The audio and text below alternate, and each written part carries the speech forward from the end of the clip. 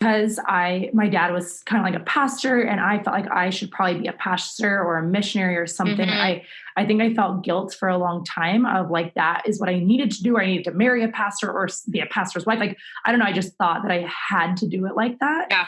And what I realized, like, I remember a sermon that I went to where the guy talked about how we are all, we're all called to different stages of faith in helping people along their journey. So he said, some people are going to be the seed planters. They're going to plant the seed of like the idea of faith in someone's mind. And then there's going to be some people who are going to be the waterers and they're going to water that seed here and there. And then he said, and some people's calling is to see that flower, fully bloom, which I guess in this analogy would be kind of like the person truly committing their life to Jesus and calling Jesus their savior. But, that made me really feel free because I was like, well, maybe I'm not the flower bloomer, right? Maybe I'm just a seed planter. Yeah. And it's not just, because I hate using the word just. Yes. It makes things seem lesser. I am a seed planter. And so I do talk about my faith really openly. Every podcast I'm on, I have no problem talking about my faith. And I think there's power in using Jesus's name as well. And I know that that's less popular. I know that like using the word God or universe is pretty like okay at this point.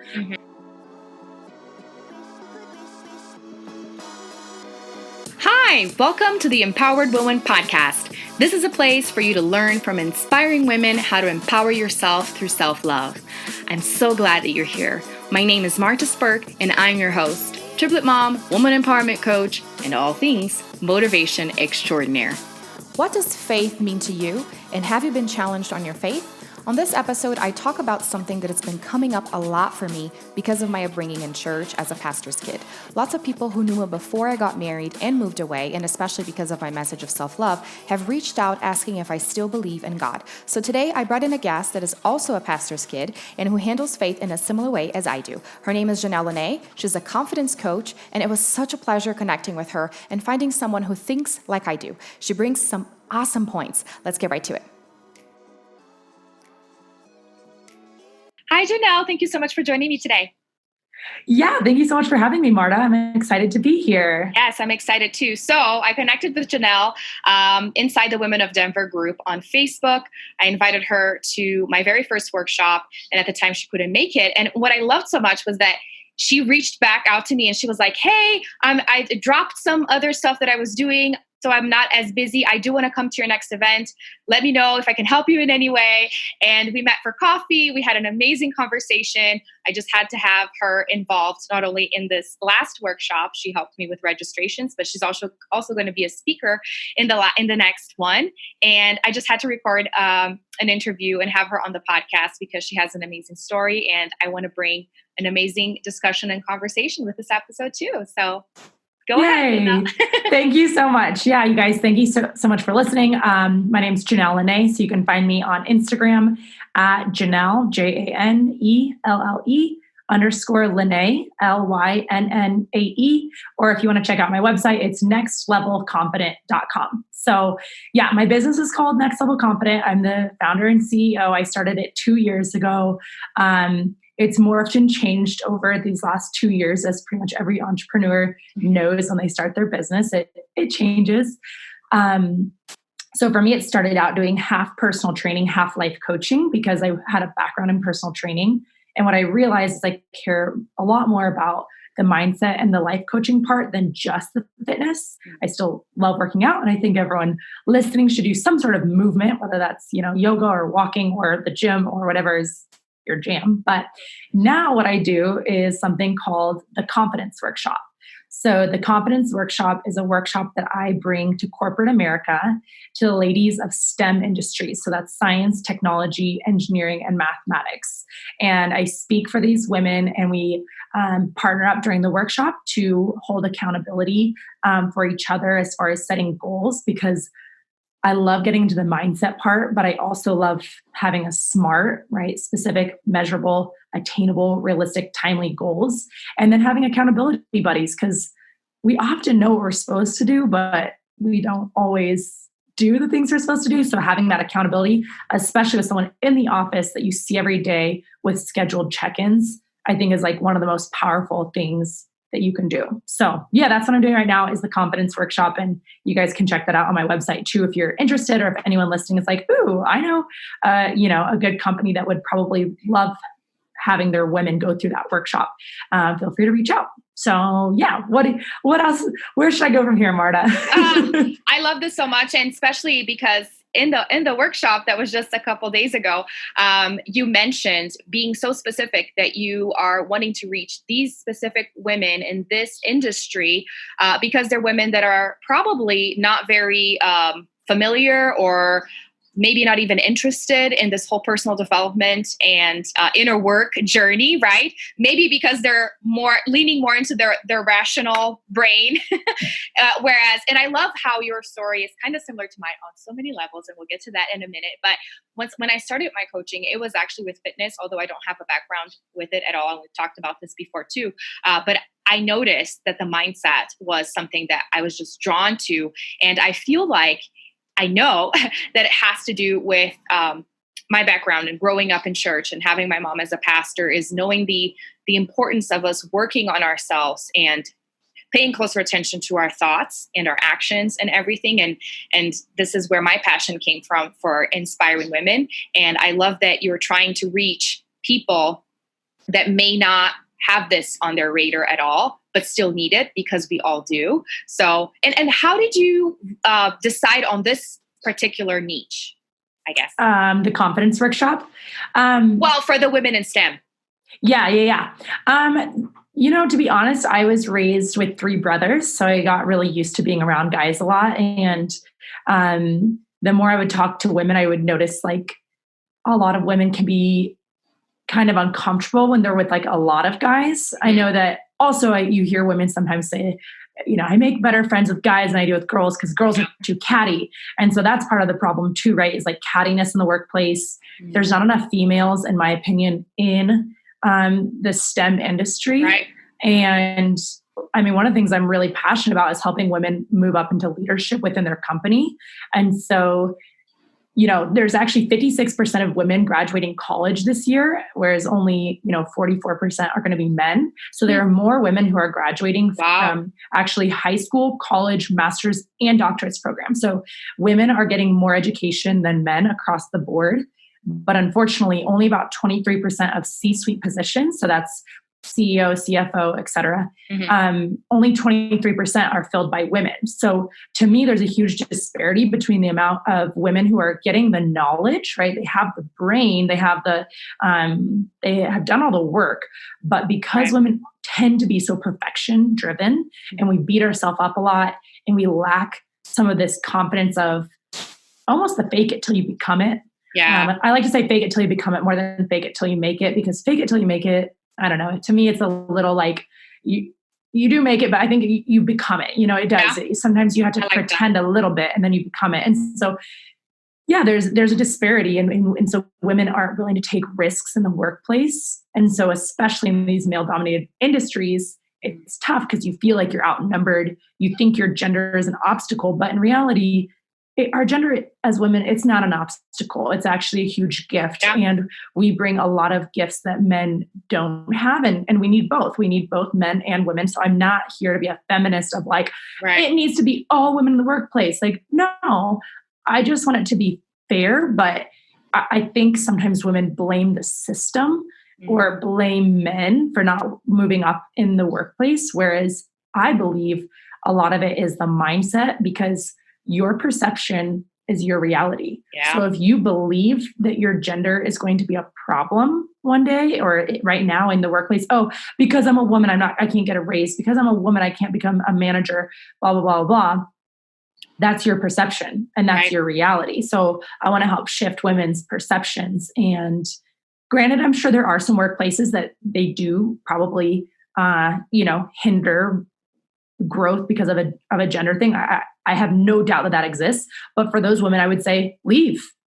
You're empowered. You get to leave and you get to do whatever the hell you want to do in life. So if you're not being treated the way you want to be treated, go find something else, and don't stay there because your benefits are really good and you like your health insurance and you have a good 401k or something. Like, who cares? If you're unhappy, get out and find something better. Mm-hmm. So But any company that's bringing me in, they're passionate about helping their women Right. grow, and that's what matters. It's like showing those women you matter to us, and we want you to thrive, and giving them that support. Oh, I love that so much. And especially the whole concept of empowerment versus feminism, which is something that I always like to point out that it's not the same. And it's all a matter of understanding that you have a choice, right? You can choose to keep moving forward and achieve the things that you want to achieve and believe that you can achieve, because it's all a matter of mindset and belief as well. Or you can just choose to stay where you're at, unhappy and not enjoying your journey, which is the saddest thing you could do. And instead choose to be happy or choose to enjoy yourself, whether it means accepting your situation or changing your situation. It's just all mindset. I love that. Yeah. And the last thing I'll say about it all is like the other reason why I'm passionate is because I feel that because women were taught from such a young age that they're supposed to be good little girls. And, I often ask in the workshop, like, what was the way you were taught was to be a good little girl, like to be nice and to be, to be a certain way. Like, this is a small little story, but basically when I was getting married, I was looking for a card that would say, from your daughter on the wedding day. And I was looking on Amazon, of course, we're all, good things around. And I was looking for that card and they only had from your little girl on the wedding day. And I don't resonate with little girl because I've never felt like that. And I was a little girl at one point, but I'm not a little girl now. I'm 27 years old. So I'm getting married. So I just wanted from your daughter, because I thought that'd be appropriate.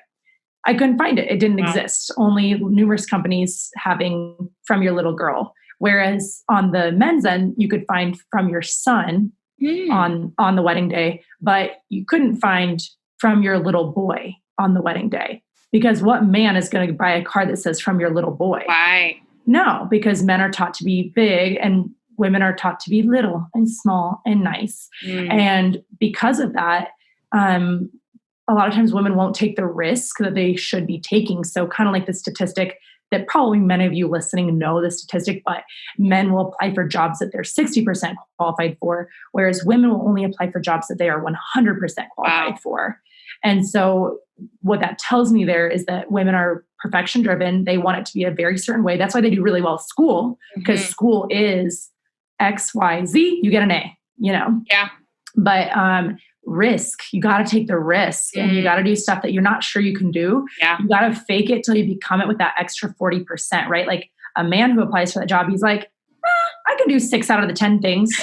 I'll be good. I'll figure it out. Yeah. I'll figure it out. Right. And there's a good book called Everything is Figure Outable by Marie Forleo. If you want to link that one below. Everything is figure outable. It really, really is. And so apply for the job that you're only, 60% qualified for. Or if you were to have an awesome job, when you're in a meeting and they have like, something where they're like, hey, who wants to take on this project or who has an innovative idea? Like jump in, share it, be vulnerable enough. Brene Brown obviously talks a lot about vulnerability and having the courage to show up and play in that game or play the game, like be willing to throw your idea out there. And so I think that sometimes hinders women from moving up because men will probably try and sometimes they fail, but at least they tried. Yeah. And then they go out and do it again, right? They try and then they fail. They're like, well, I'll do it again. Whereas women, when we fail, we're like beat up session on beat up session. It's like, I will never do that again because that was so humiliating. I am embarrassed beyond belief, right? Like we talk total crap about ourselves and go down this crazy rabbit hole. No wonder we've programmed ourselves to not take risk again in the future because every time we take a risk and we aren't perfect, we have a beat up session. That's negative association with risk. So anyway, I guess to end the rant, woo, I'm on fire. Anyone listening, like if you are used to doing that, like if you're listening and you're like, oh yeah, that's totally me. I totally beat myself up when I don't do everything properly, whether that be as a mom, whether that be as a sister, a mother, an entrepreneur, a woman in the workplace, no matter where you're at, know that what you can do is you can retrain your brain. There's something called brain plasticity, and that means we are able to retrain our brain. And so anytime you start to go down that rabbit hole where you're like, oh my gosh, I should have said this differently. If I could be back in that situation, I would have said X, Y, and Z because I wish I would have done more of this. And, just this whole thing, right? become aware. First step is awareness of the beat up session. What negative things are you saying to yourself because of the accident or because of the imperfection that you had in that situation?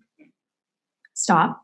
And then be like, okay, next time I'll do it like this differently. Yes. And what are 3 good things that happened in my day? So then you stop the negative and you find 3 positive. It's kind of like gratitude, right? So even though it has nothing to do with that situation, right? So say you like made a mistake at work and you kind of blew something for your boss and he's pissed at you or something like that. Yes, that was a mistake. That's true. You can't really like necessarily reframe that. But what you can do is you can think of 3 things you did really well today. Well, I sent out that email to that really big client of ours that, we've been needing that money from or whatever. And I got the bill paid or whatever, the invoice paid. And so find 3 things you're really proud of yourself for that day. And that will start to retrain your brain to not think about the negative thing. Mm-hmm. Oh my goodness. I love that so much. You are on fire. And one thing that you mentioned with the whole story of the cards, which by the way, I love that, is the whole concept of something we've talked about before and what I want to get into, which is like the shoulds, right? This is what I should do. This is what women are expected to do, right? So if I do it differently, what will people think? And it's always about the appearances and the expectations. And then we don't take risks because what will people think? And especially if you fail as you're taking the risk, what will people think? And then it's just this horrible nightmare that we create in our heads. And with any situation, but specifically when talking about faith, which is one of the things that we connected on because your dad is a pastor, so you grew up in a Christian home, and my mom is a pastor. I grew up in a Christian home, and that's been something that I have been talking a lot about lately, about my resentment in so many situations because of that upbringing, but at the same time, for the gratitude and the forgiveness that I have been able to feel as I have been doing this inner work that is not so attached to faith, but more so me understanding myself, which in the end kind of brings me back to faith, but with different eyes. And I would love for you to kind of share your story and your perspective on that sense so we can kind of discuss this and how different people have different callings and different stages and reaching different women and different people with this work of personal development.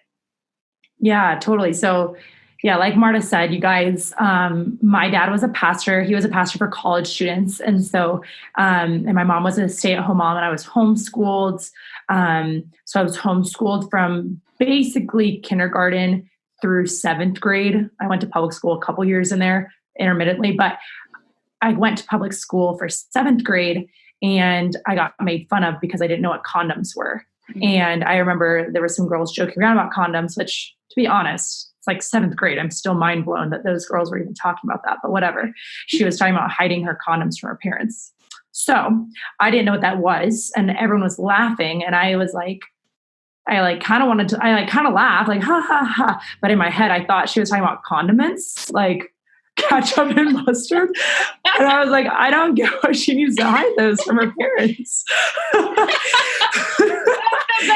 Yeah. And so then they all looked at me, they're like, oh my gosh, you don't know what we're talking about, do you? And I was like, yeah, no, I do.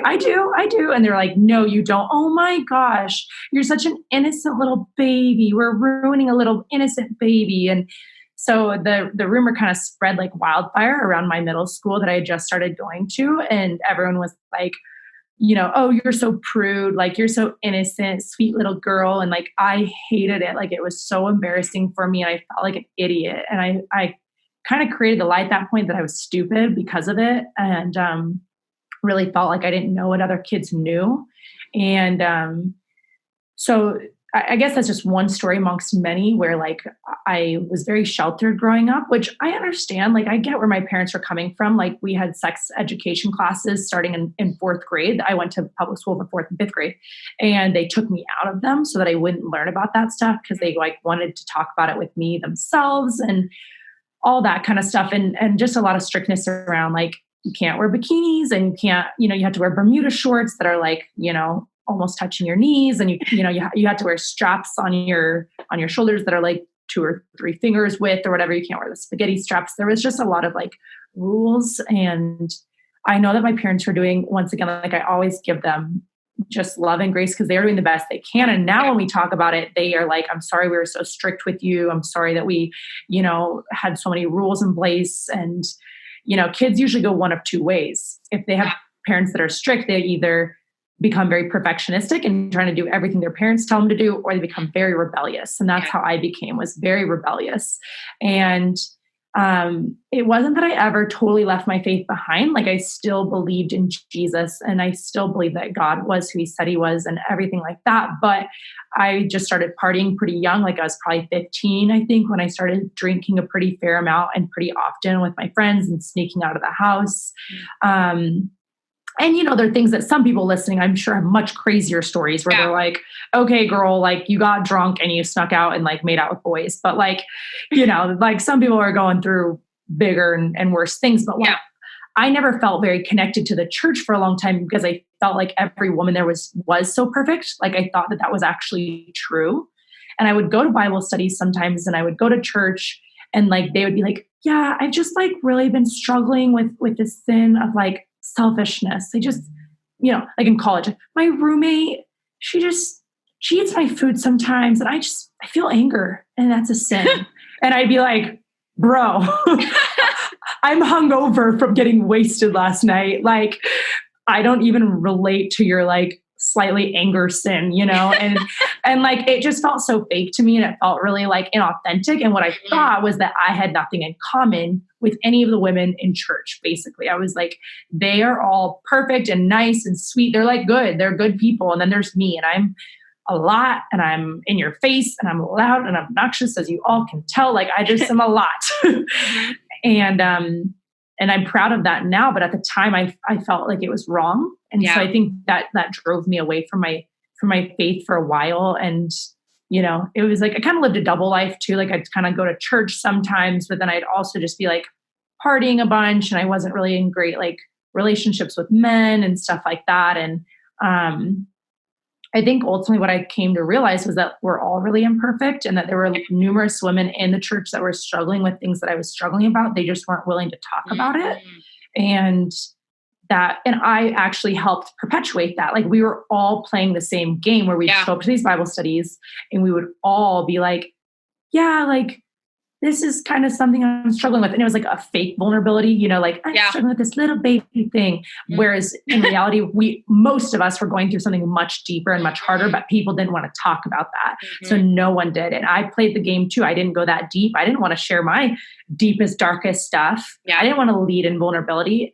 And now what I realized is like, everyone is struggling with something. And if you actually lead with vulnerability, like now I'll be like the one to share all my crap, all the stuff from my past, all my lies, the things I'm going through right now.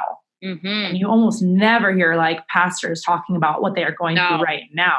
They're only talking about back in the day, years and years ago, I struggled with this, but now I'm a pastor. Yes. And I'm doing so well, and I just think it's really important all along the way. Like something I've been very passionate about is, as I continue to grow in my influence and in my position as what I do, I never want to get to a place where I can't talk about struggles, even that are right now, because I never want to become someone who people look at me and think, oh, her life is so perfect. Like she doesn't struggle with anything, because then no one relates to me and then they don't open up about their struggles.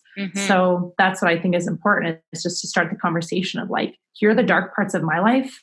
And then when you share that, someone else is going to be like, oh my gosh, that's the dark part of my life too. Or I have this dark part, and we start the conversation. Yes. And then it just becomes a lot more relatable. And that's exactly like what I experienced, even though I never went through the rebellious phase. It was more like what you said of just trying to be perfect and please my parents, especially my mom, for as long as possible until I decided to get married and emancipate and kind of do my own thing. And that's when I was kind of like questioning everything. It was because seeing behind the scenes, I would see that she was not perfect, whereas people were just idolizing. And the whole concept of idolizing a person when you're, in church and you're supposed to be looking to God, it was just too much for me. And it was so inauthentic. And that's what drove me away.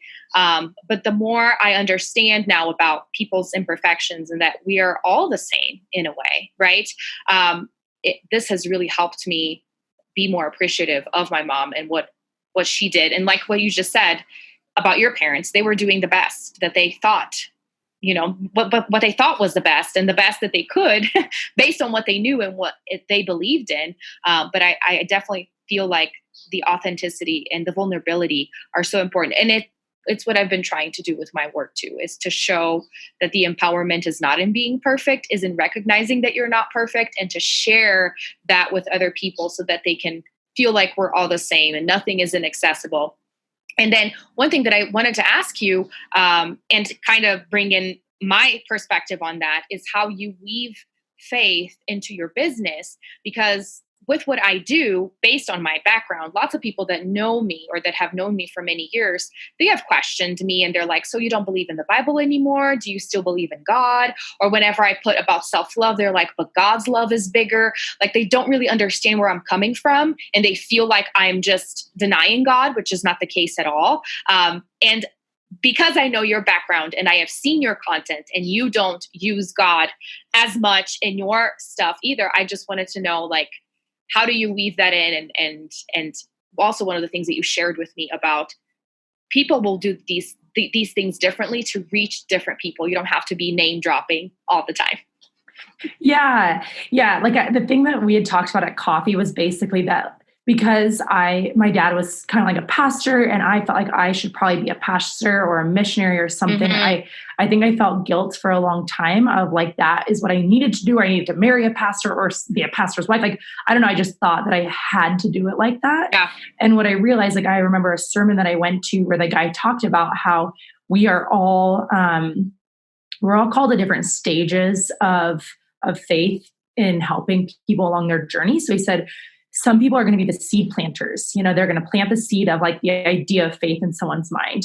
And then there's going to be some people who are going to be the waterers and they're going to water that seed here and there. And then he said, and some people's calling is to see that flower, fully bloom, which I guess in this analogy would be kind of like the person truly committing their life to Jesus and calling Jesus their savior. Mm-hmm. But, that made me really feel free because I was like, well, maybe I'm not the flower bloomer, right? Maybe I'm just a seed planter. Yeah. And it's not just, because I hate using the word just. Yes. It makes things seem lesser. I am a seed planter. And so I do talk about my faith really openly. Every podcast I'm on, I have no problem saying, like, talking about my faith. And I think there's power in using Jesus's name as well. And I know that that's less popular. I know that like using the word God or universe is pretty like okay at this point. Mm-hmm.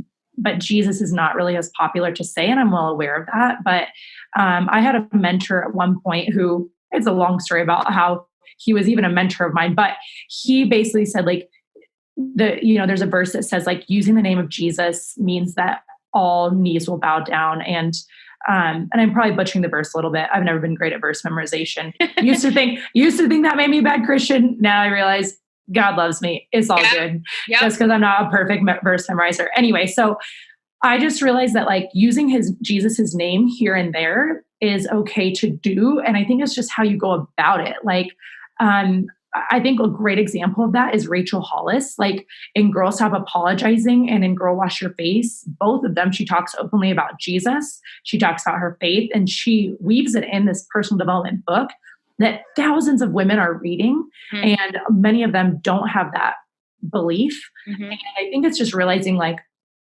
I want to start the conversation. Once again, I'm a seed planter. I want to start the conversation. Anyone who's listening right now, like maybe you're a Christian and you're like, get it, girl. Like, yeah. And then maybe you're listening, you're like, the word Jesus really, makes me cringe, or like, I don't believe in that at all. I just think he was like a teacher dude or something. Like we all have different beliefs about who he was and what he did. And it, it's all faith, right? Because it's not like I know 100%, like I can't necessarily prove it, right? I can only live by my action. And I think growing up with a lot of that strict faith, and not even just necessarily my parents, but also within the church and everything, you see a lot of people who are quite hypocritical. Obviously, we are all hypocritical in a way because we're all imperfect. Yes.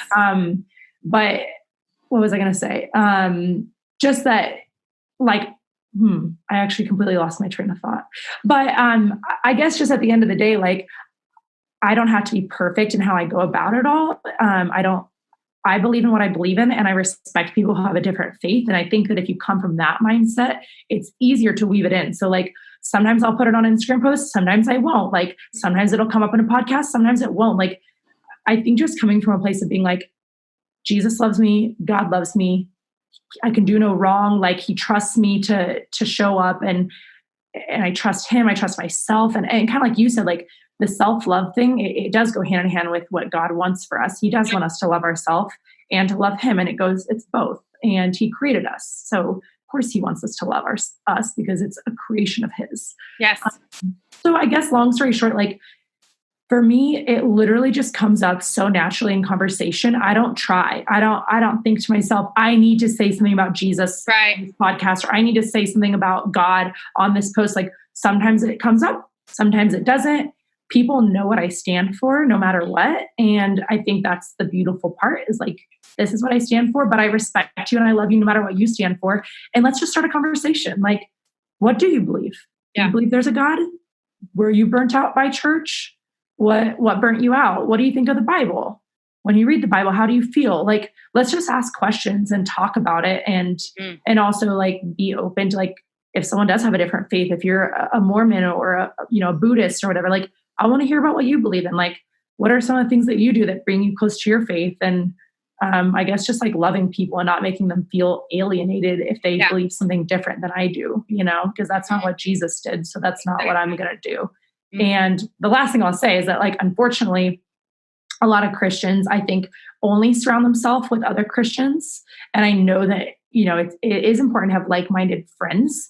So, if you're listening and you're a Christian, if you have all Christian friends, like, all of your friends are, especially, white Christian friends or whatever, like, you got to diversify your friends in their faith, diversify in color, diversify, in ethnicity and everything. Like, your friends should be, there's a pastor in San Diego Miles, he used to play for the Chargers. He always says Skittles. He wanted his church to look like Skittles, and he always wanted different colors and different people. And I just think life should be filled with Skittles, and that you shouldn't surround yourself with just people who have the same faith as you. Because once again, Jesus hung out with, like, prostitutes and tax collectors, and we all say that sounds nice, but look at your friends. Do you have any friends who believe something different than you?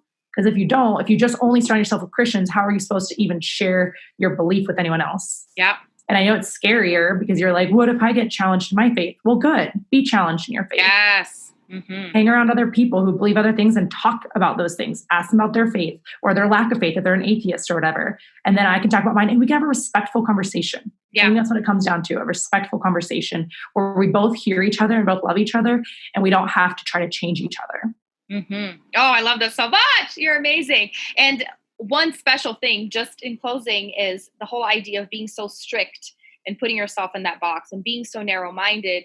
You think that this is the best way or this is the way, because if you start questioning, then it's bad. But it's just like what you said, opening yourself up actually challenges you to make sure you really know what you're believing in and that you actually agree with what you're believing in.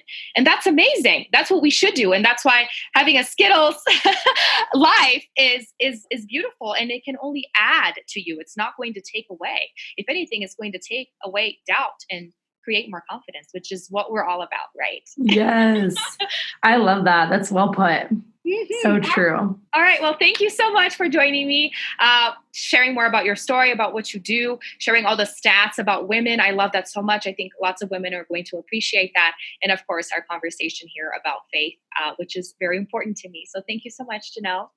Thank you for having me on, Marta. And as always, I just want to thank anyone who is still listening at this point. I know there's like thousands and thousands of podcasts to listen to, and there's, so many things that we do in our day-to-day life. But the fact that you chose to sit here and be a part of this conversation for even 30 minutes is a really big deal. So thank you for that. And I always encourage journaling. So if you, if you had any thoughts based on today, whether it be about faith or confidence or anything, journal down some of your thoughts. That would be the SMART, right? The SMART action tool. And if you're looking for some journaling prompts or some things to help you get more clarity on your life, get more clarity on your purpose and moving forward, I do have something called the Confidence Journal. That's an 8-module course that you'll read and journal through about your own life. So if you're interested in that, that's at my website, nextlevelconfident.com. I really recommend journaling your thoughts out because it's such a good way to grow. So that's my one thing you should do. Amazing. Go check out Janelle's website. I'll put all the links in the show notes. Thank you, Janelle. Yay. Thanks, Marta. Bye. Thanks so much for tuning in today. Hope this episode encouraged you to reflect on your faith and figure out what works for you. Don't forget to connect with Janelle. All the links and info are in the show notes. Until next time, bye.